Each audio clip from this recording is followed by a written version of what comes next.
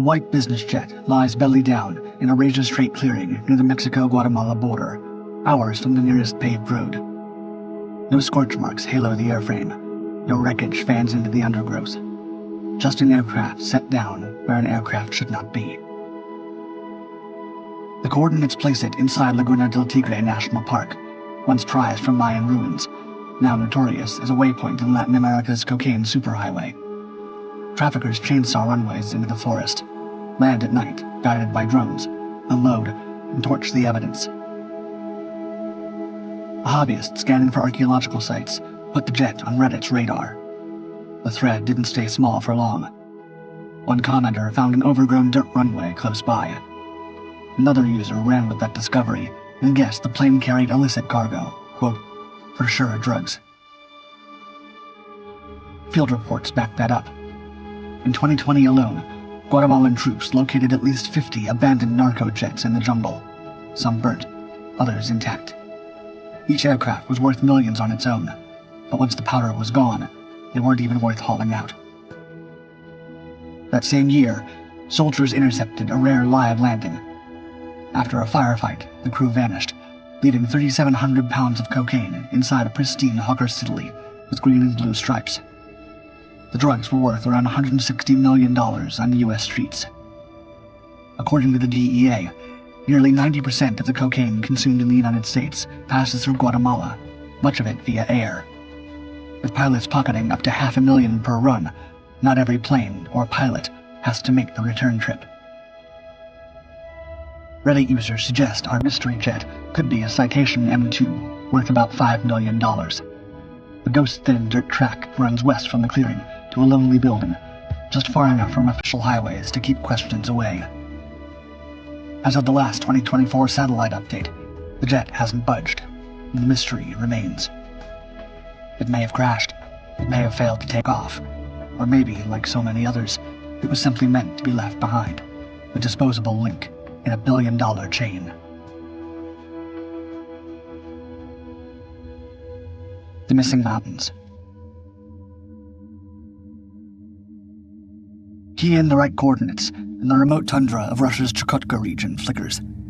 On Google Maps, the land pixelates, and Apple blurs it to a watercolor smear.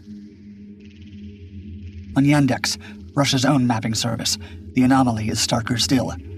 A bold black rectangle, nearly 10 kilometers long, stamped across the wilderness like redaction tape on a classified file. For over 15 years, users on Reddit and forums like Above Top Secret have documented the shifting attempts to conceal this location. Early versions showed sharp-edged boxes stitched into surrounding satellite tiles. Later versions featured artificial landscapes, possibly copied from nearby. Some users claimed to see faint structures beneath the haze, symmetrical shapes, a plume of white smoke, even the ghost of a runway. What could be hidden in a place so far from everything? The spot is remote, even by Far East standards. Egvekinot, the nearest town, sits 70 kilometers away on the Bering Coast, accessible only by sea or ice road. It's not the first secret held by Chukotka. Just 200 kilometers away stands Gudim, also known as Anadyr 1, a now abandoned Soviet nuclear missile town built underground and operated in total secrecy through the Cold War. Gudim's location was only confirmed after the USSR collapsed. Its missiles, stationed in mobile launchers and shielded by tanks and concrete bunkers, once aimed across the Bering Sea at American soil. Some speculate the censored spot hides something similar, a relic of the Cold War, too sensitive to reveal. Others note that the Volunistoya ore field, one of Russia's richest gold and silver deposits, sits in the same district. A mining complex could explain both censorship and secrecy. Others point to the region's immense mineral wealth. One rumor, drawn from a Russian-language forum, suggests that mining the area could be so valuable that it would, quote, destabilize the global economy. Official explanations are scarce. A satellite imaging company once called the blur a sensor dropout, but Reddit sleuths found the same patchwork imagery across multiple providers with different data sources. It's either a coincidence stretching belief or coordination. In an era where tourists livestream from Everest's summit, A single blurred rectangle is proof that satellite eyes still blink. Whatever waits under those digital sensors stays invisible, at least for now.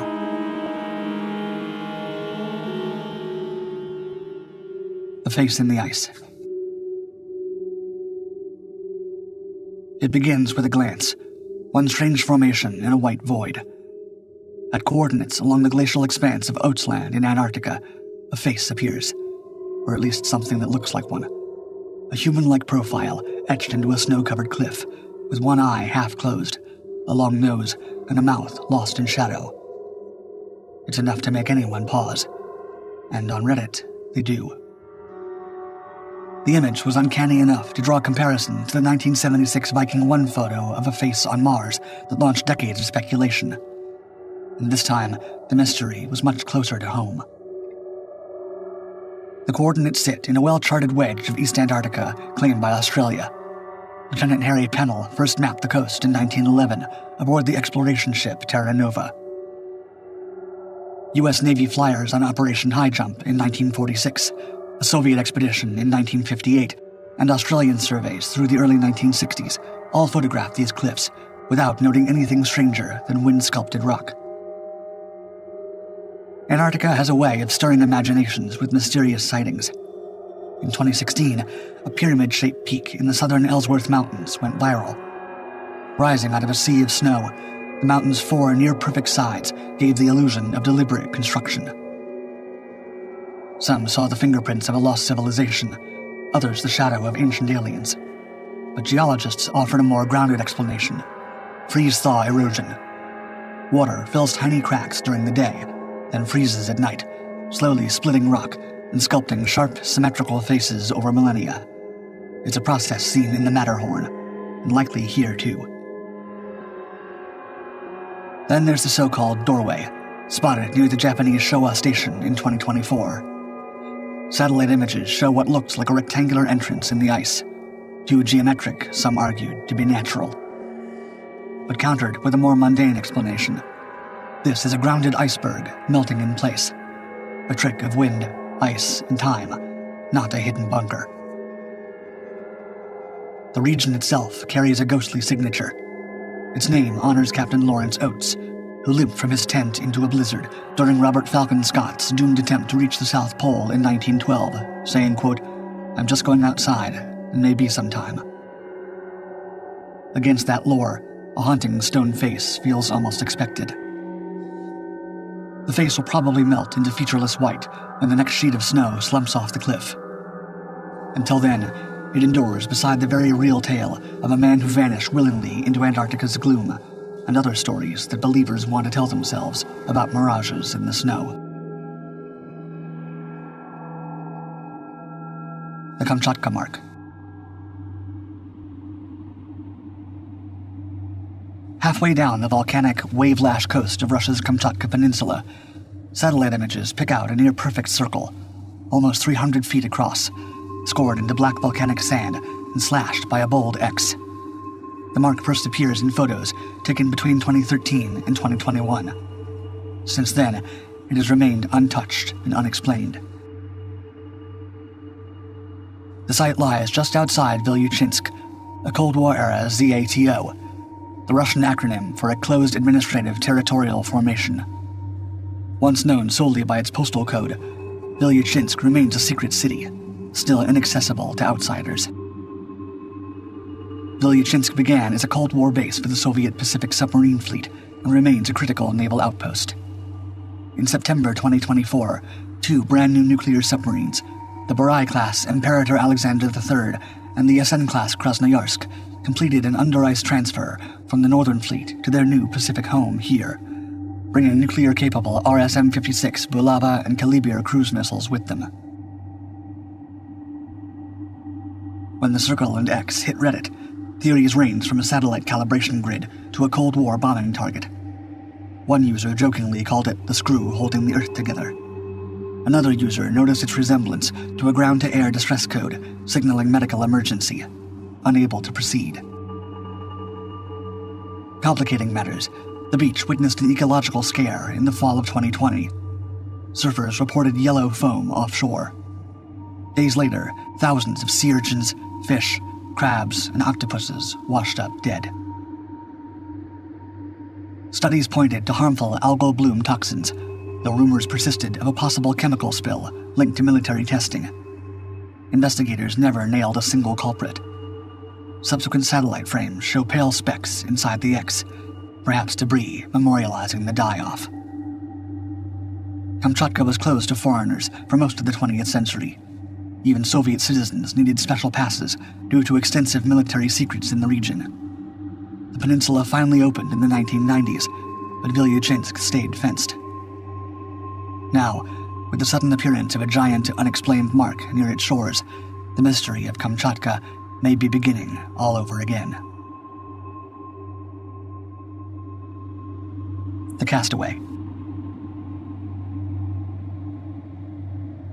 On the ragged coast of Calvert Island in British Columbia, a strange orange object rests alone in a sheltered cove. In satellite images from Google Maps, it looks like a deployed life raft, partially deflated, flipped, and left behind by time.